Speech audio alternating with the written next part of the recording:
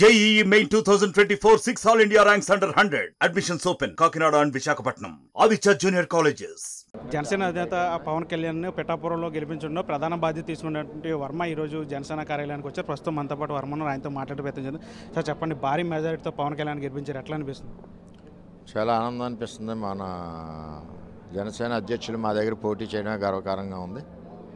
Vote చేయకూడదన్న నినాదంతో ఈరోజు రాష్ట్రాన్ని చంద్రబాబు నాయుడు గారు ఇద్దరు మరి ఎక్కడ ప్రపంచంలోనే లేని విధంగా ఈవేళ 161 సీట్లు ఈ రాష్ట్రంలో తీసుకొచ్చిన ఘనత మరి చంద్రబాబు నాయుడు గారిది, పవన్ కళ్యాణ్ గారిది. మరి పవన్ కళ్యాణ్ గారు ఏదైతే 10 ఏళ్ళ నుంచి కష్టపడి ప్రశ్నిస్తూ ఈ రాష్ట్ర ప్రజల కోసం, అధికారం కోసం కాకుండా మరి ఆయన ఏదైతే కౌలు రైతులకి కష్టార్జితం 35 కోట్లు ఇవ్వడం, ఇవన్నీ కూడా ప్రజల దృష్టిలో ఉండి ఈవేళ కూటమి తెలుగుదేశం పార్టీ చంద్రబాబు నాయుడు గారి నాయకత్వంలో, పవన్ కళ్యాణ్ గారి నాయకత్వంలో, మోడీ గారి నాయకత్వంలో కూటమి ఈ రోజులు రాష్ట్రంలో భారీ మెజార్టీకి రావడానికి కారణం ఈ 5 ఏళ్ళు వైసీపీ పాలన ఒక భయంతో, ఒక బాధతో, ఎవరికి ముందు ఎక్స్పోజ్ అవ్వలేని పరిస్థితుల్లో ప్రజల భయంతో బతికారు.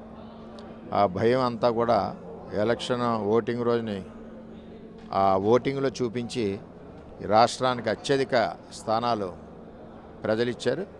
ఇదంతా కూడా ప్రజా విజయం అని చెప్పి తెలియజేస్తాం.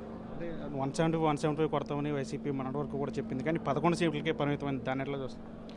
అంటే గర్వం, అహం, వ్యక్తిగత విమర్శలు, సంక్షేమ పథకాలు కూడా ఒక అమ్మఒడి ఉందంటే ఒక పిల్లోడికి ఇచ్చారు, ఒక పిల్లోడికి ఇవ్వలేదు. ఈ విధమైన డివిజను ప్రజలు నమ్మలేదు. దాంతోపాటుగా విపరీతమైన మద్యం, మరి అవినీతి, రోజుకి భయంతో ప్రజలు బతకడం ఇది ఎప్పుడూ లేదు చరిత్రలో. అందుచేత ప్రజలు మన యొక్క బతుకులు ఏ విధంగా ఎవరి చేతిలో సురక్షితంగా ఉంటాయన్నది చంద్రబాబు నాయుడు గారు, పవన్ కళ్యాణ్ గారి చేతిలో. ఈ రాష్ట్రం పెడితే సురక్షితంగా ఉంటాం, ఆర్థిక అభివృద్ధి అవుద్ది, సంక్షేమం ముందుకెళ్తాను ఒక ఆలోచనతో రైతాంగం కూడా, అది కూడా సూపర్ 6 పథకాలను నమ్మి ఈరోజు ప్రజలు పట్టం కట్టారు. పవన్ కళ్యాణ్ అసెంబ్లీ గేట్ కూడా తాకనుండని చెప్పారు వైసీపీ నాయకులు, కానీ మీరు వెనంటుండి ఆయన భారీ మెజార్టీ గెలిపించారు. ఆయన గెలుపులో మీ పాత్ర ఎక్కువ ఉందని చెప్పదు, మీకు ఎట్లా అనిపిస్తుంది? అది చాలా బాగుంది. గేట్ తాకనేయడానికి వాళ్ళు ఎవరో పిఠాపురంలో 70,300 ఇచ్చారు. ఇక్కడి నుంచి తన్నుకుంటూ వెళ్ళి అసెంబ్లీలో కూర్చుంటారు. దాన్ని తాకనేయడానికి ఎవరికి, అందుకనే ఇప్పుడు గేట్ తాకనీయకుండా కదా జగన్మోహన్ రెడ్డికి చేస్తా.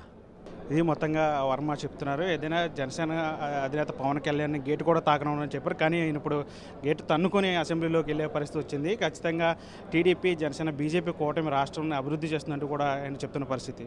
విజయచండితో మన RTV మంగళగిరి నుంచి.